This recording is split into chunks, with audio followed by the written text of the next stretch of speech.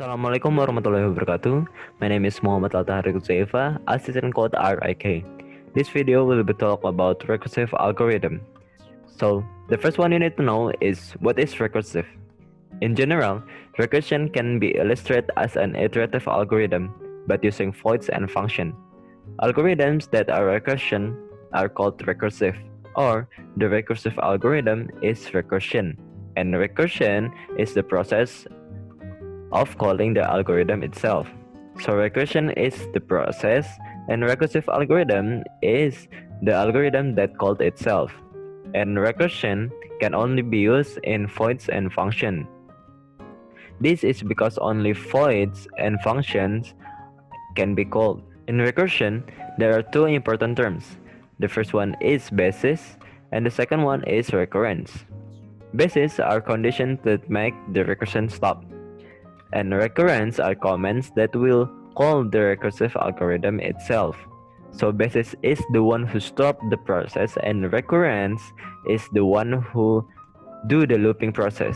To make it clear, we will jump into the source code. This time we have factorial function. From the integer main until the return 0 are the main function, and from integer n factorial until the last one are the additional function. From the additional function, we can see which is the basis and the recurrence. This one is the basis that will make the recursion stop, and this one is the recurrence that will call the recursive algorithm itself. Now let's move on to the example. We got 4 factorial. From here, we got result equal n factorial x. So the x is become 4.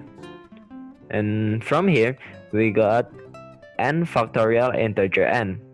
And the x will be changed by integer n. So we got n equal to 4. If we take a look over here, we got if n equal to 1 or n equal to 0. So n equal 4 doesn't fulfill the condition. Then the other one is if n greater than 1, n equal 4 does fulfill the condition. So it will call the comment n times n factorial n minus 1. So it will become this one. Result equal to 4 times n factorial 3. Because n minus 1, 4 minus 1 is 3. This process will repeat until the value of n is equal to 1. So n equal to 1, which it will fulfill this condition, and the action of this condition is 1. So result equal to 4 times 3 times 2 times 1, and it will be 24. Before the end of the video, as usual, you've got an assignment to do. So please create a program that can display series and a total.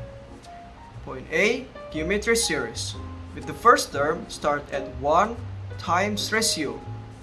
Point B, arithmetic series. With the first term, start at 1 times difference. Odd name does point A, and even name does point B. For example, geometry program input.